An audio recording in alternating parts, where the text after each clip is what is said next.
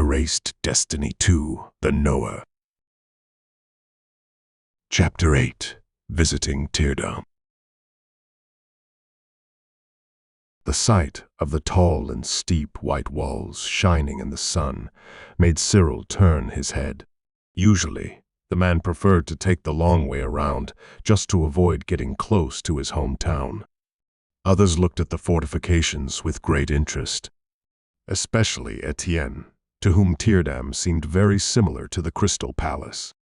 Equally inaccessible, equally cold and empty, despite the thousands of people living there. And just like in the past with the palace, Etienne did not feel like going near Tyrdam. The guards in the castle had harassed her, and it would be no different in Tyrdam. In the castle, she had learned not to leave the shadows, and in Tyrdam, the scorching sun made the task even more difficult. The area around the city looked just as bleak as the fortress built around the river. Barren steppe with remnants of dried grass, black stones, rusty soil. The small patches of irrigated farmland certainly did not meet the needs of the city's inhabitants, so they had to bring in food by boat. There were a few trees, but they provided no shade and only offered shelter to birds and snakes, which did not mind the thorns growing on the trunks. Etienne thought that if the people of Tyrdam were uncooperative, involved in conspiracies and plots, cutting off river transport would quickly bring them to their knees. One barrier, one reservoir that would temporarily hold back the water, and that would be the end of Tyrdam. Practice walking on water so you don't give yourself away with too much splashing. What are those flying reptiles? Dragons? Dragonflies. They don't breathe fire. Instead, they have a stinger on their tail. They're like flying scorpions with teeth instead of pincers. Etienne stared at the sky, where many more creatures were flying than during her reign, dragonflies. They were the ones Narcissus used to conquer the Crystal Palace. On black dragonfly-like wings, as she called them back then, she thought they came from another world, but they were bred not so far from the palace. Preoccupied with the flying creatures, Etienne did not notice that she was left alone on the hill. The vampires sat on the branches, while the rest marched to the river to practice sneaking into Tyrdam. Their fearful comments reached the vampires even when the speakers disappeared into the bushes. They will cause troubles, especially kids. Shouldn't we take them home? That's my concern. This time, I'm not in a hurry. I want to savor life, enjoy every moment of it. Come on. Invisible to the human eye, inaudible, they could only reveal their presence with their scent and a magical aura, which in Marigold's case alarmed all the animals she passed. The horses harnessed to the carts were suddenly startled. Birds pecking at the ground flew up, and even spiders and lizards scurried back to their hiding places. The cat sleeping on the rock jumped as Marigold passed by. It let out a furious snort, raised its tail, and then disappeared between the legs of the guards. It's getting worse. In the past, only the horses would not let me get close. The animals don't like us either and react on our presence. Although I'd call it more of a panic fear. Despite many years spent in the Crystal Palace, Sonja had not adapted to the sunlight and sometimes got a skin allergy when she was outside during the day. The proximity of the desert did not comfort the woman. Tyrdam seemed to be bathed in sunlight, dry and hot like the surrounding sand. Only in the shade of roofs and bridges did dark, loving life thrive in the form of moss and lichen. The defensive character of the city was emphasized by the huge construction surrounding the wide, lazily flowing river. To get from one end of the tunnel to the other, one had to take several long steps. It was almost impossible to conquer the city by force. No one patrolled the outside of the city. No one bothered the people camping at the walls, waiting to enter Tyrdam. The queues at the gates, were as long as if there was a paradise on the other side, not an ordinary, ugly city. A metal grating pulled over the bridge, frightened the boats passing underneath with its sharp spikes. Usually, these types of structures became covered with algae, mold, and dirt over time.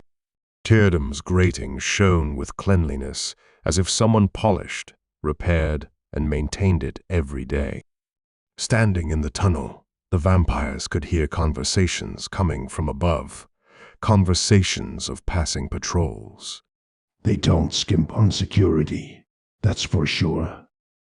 A barrier or a trap. I don't recognize these symbols. It's an information spell.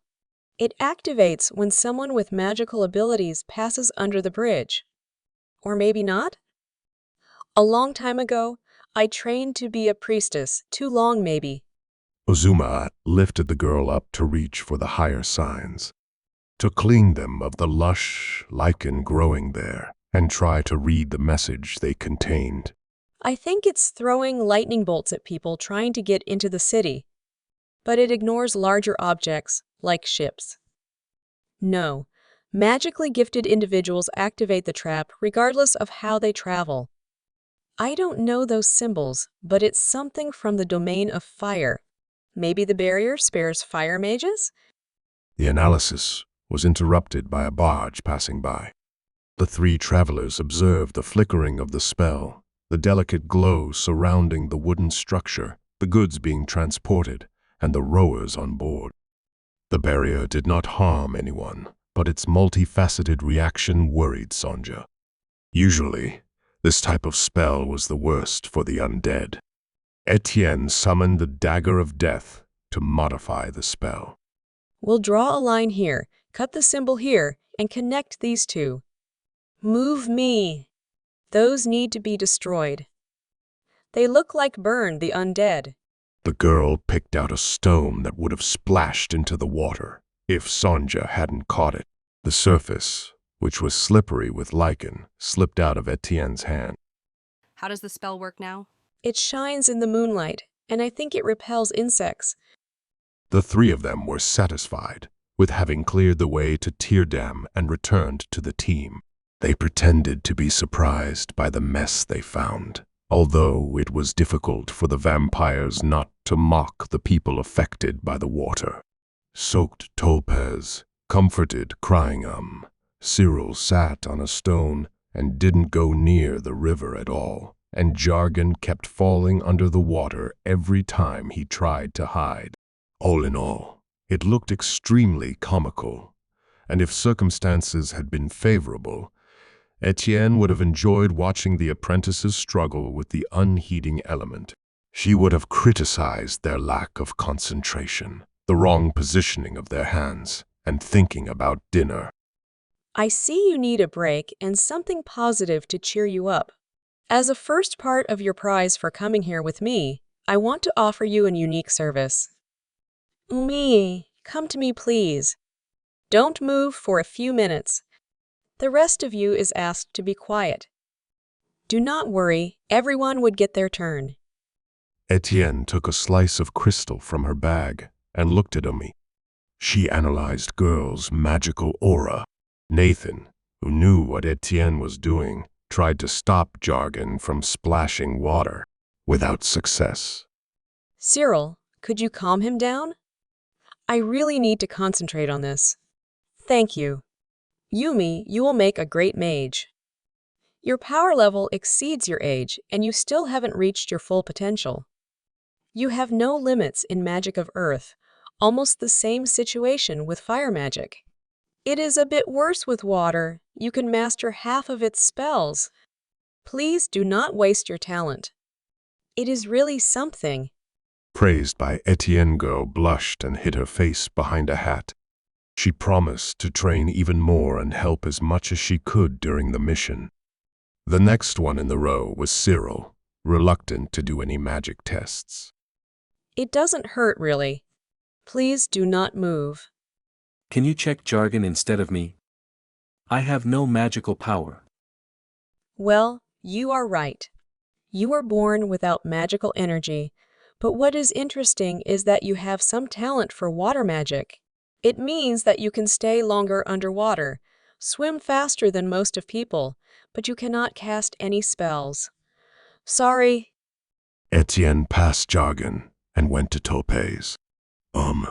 Whispered to Cyril that such consultation costs 50 silvers in the Crystal Palace and is much worse in its quality. Umi's parents paid for it as they noticed more and more furniture being destroyed, and the diagnosis was all elements with the biggest part of fire, which turned up to be false. You have also talent for mind magic, but you are too young to assess it properly. Topaz, It is similar like in Cyril's case, but your forte is magic of life, not water. You have small amount of magical power, so you may be able to cast simple spells like calming down animals. I think you use it while hunting. Sanja, you are talented in magic of mind and light, but you know that yourself. Yes, and nothing more, unfortunately. Uzumayat. You know there is no magic in me. So don't waste your time on me. Etienne started to laugh so much that everyone except of the old vampire moved aside. The slice of crystal fell on dried grass. You have inherited some skills after your mother. I am sorry. I have just imagined you as a healer, and hence my reaction. Unfortunately, your healing skills are limited to rituals and some other spells, nothing fancy. But still, it is better than nothing, so I am going to utilize you. Maybe Jargon has talent for healing. Cyril did not intend to give it up. The opportunity was too valuable to just let it pass. I don't think so. Jargon's aura is… how to say it? It doesn't look normal. It is as if someone was conducting experiments on him. But I suppose that it is not a case here. Let me think for a moment. He has a great talent for ice magic, some talent for water magic, similar to that of and little talent for magic of life. But the problem here is his magical power. He has it enough to get to school, but not enough to become a mage. And because he has not been training it, I'm afraid it is too late already. Magical power develop rapidly, till age of 16, and it is almost impossible to catch up later. So I would recommend another path of career. And you owe me a dinner. Jargon looked at his father, whose prohibitions closed this door for him. It is not that Jargon wanted to be a mage, but if Marigold planned to learn magic in the Crystal Palace, he wanted to follow her. And because of his parents, that following became even more difficult. And Cyril felt bad. His own trauma influenced Jargon's life. Okay, so the break is over. Let us continue with walking on the surface of water. Umi? I either keep us afloat or we can't be seen, and Jargon can't even hide himself. But I'm not part of this expedition. So don't pay any attention to me. Topaz, Cyril, take my hands. The vampires stand behind me. Let's see if my mediocre control is enough. They all entered the water together. They didn't sink, although their footsteps made small splashes and the camouflage at the edges sparkled a little. Uzumayat turned into smoke and stuck to Etienne's back. Sanja camouflaged herself. Relieved, Etienne noticed an improvement in the sparking. Only the splashes remained. So she silenced them with a quiet zone and masked them with the illusion of fish swimming on the surface. I hate the water magic. It's my second worst element. Shadow Wanderer. Let's go slowly so they won't notice us. Yume, can you walk on your own? Sure. Sorry that I cannot take anyone with me. No problem. Go ahead. Look out for patrols, people watching the river, and create sound illusions to distract them. Thanks for taking my bag. At your service. Since we are not good for anything else. Completely ignored, even by his own father, Jargon was left alone on the riverbank.